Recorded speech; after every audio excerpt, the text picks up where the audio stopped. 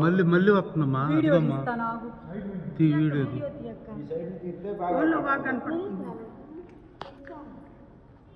ఇందాక సౌండ్లో పోయేటప్పుడు నేను ఏడనే ఉంటాను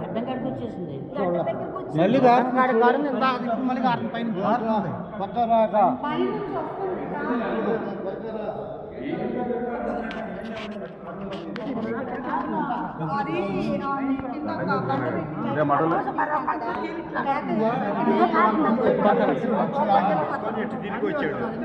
పైది ఇది మళ్ళీ డ్రాప్ వస్తుంది చూడ అదిగా పైది వస్తుంది